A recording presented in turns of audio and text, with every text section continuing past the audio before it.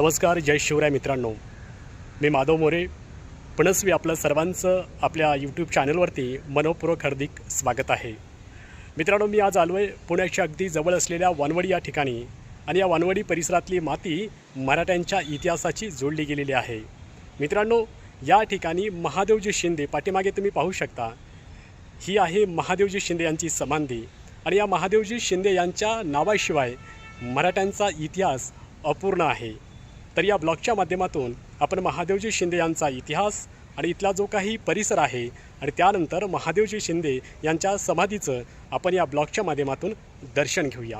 चला मित्रांनो, मुख्य गेटमधून आत आल्यावर आपल्याला या ठिकाणी गाडीसाठी पार्किंगची जागा पाहायला मिळते. त्या ठिकाणी आपली टू व्हीलर पार्क करूया. गाडी पार्क करून आपण मुख्य कमानीकडे निघालो की समोरच आपल्याला एक छोटं आणि सुंदर मारुतीचं मंदिर दिसतं. शिंदे छत्रीच्या आत जाण्यापूर्वी आपण या मारुतीरायांचं दर्शन घेऊया आणि मग पुढे जाऊया. मित्रांनो, आता मुख्य वास्तूत आत जाण्यासाठी आपल्याला तिकीट काढावं लागतं. येथे प्रति व्यक्ती 80 रुपये तिकीट आहे. तर मग आता 80 रुपयाचं तिकीट आपण काढूया आणि या ऐतिहासिक वास्तूत प्रवेश करूया.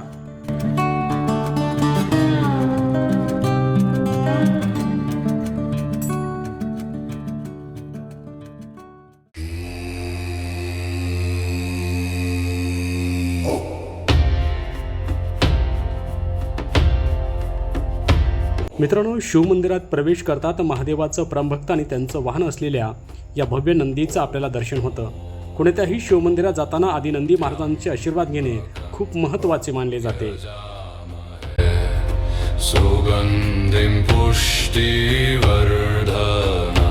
मित्रांनो, गाभाऱ्यात समोरील ही शिवपिंड पहा की ती तेजस्वी आणि शांत वाटते.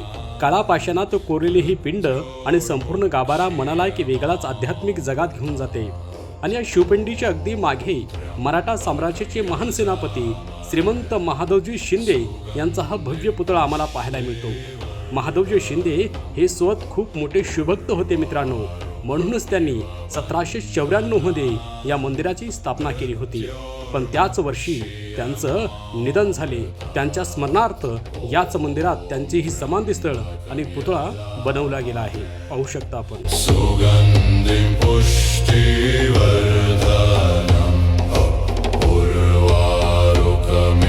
मित्रांनो, या वास्तूच्या अंतर्गत बांधकामाकडे पाहिलं तर आपण थक्क होतो. हे बांधकाम म्हणजे अँग्लो राजस्थानी शैलीचे एक प्रतिम नमुना आहे. हे भव्य खांब, त्यावरील अप्रतिम कमाने आणि छताला लावलेली ही काचेचे सुंदर झुंबर या हॉलचा एक वेगळाच राजेशाही लुक देतात. पाहू शकता आपण. मित्रांनो, इथे तुम्हाला अनेक ऐतिहासिक फोटो आणि जुनी चित्र पाहायला मिळतील. तुम्हाला प्रश्न पडला असेल की हे फोटो नेमके आहेत तरी कोणाचे? तर मित्रांनो, हे फोटो आहेत शिंदे राजघराण्यातील पराक्रमी राजाचे आणि महादेवजी शिंदे यांच्या वंशजाचे. तर मित्रांनो, ही आहे मराठा साम्राज्याचे महापराक्रमी सेनापती श्रीमंत महादेवजी शिंदे यांची मुख्य समाधी. या समाधी समोर उभं राहिल्यावर एकाच वेळी अंगावर काटा येतो आणि ऊर अभिमाने भरून निघतो. आपल्या महाराष्ट्राच्या या थोर सुपुत्राला आणि पराक्रमी सेनापतीला माझा कोटी कोटी प्रणाम. मित्रांनो, 12 फेब्रुवारी 1794 रोजी याच वानवडीच्या परिसरात या महान योद्ध्याने अंतिम श्वास घेतला. त्यानंतर त्यांची याच ठिकाणी समाधी बांधली गेली. मित्रांनो, इतिहासामध्ये महादेवजी शिंदे यांचं नाव खूप आदराने घेतलं जातं. पानिपतच्या भीषण पराभवानंतर मराठा साम्राज्याला पुन्हा वैभव मिळवून देण्यासाठी आणि उत्तरेत मराठ्यांची धाक परत निर्माण करण्यासाठी खूप मोठं योगदान या योद्ध्यांचं होतं.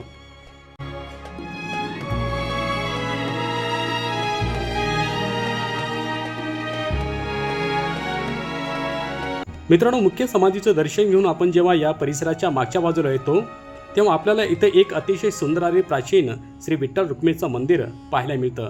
मराठा सरदारांचे आणि विशेषतः शिंदे घराण्याचे विठ्ठल भक्तीवर असलेले प्रेम या मंदिरातून स्पष्ट आम्हाला दिसून येते.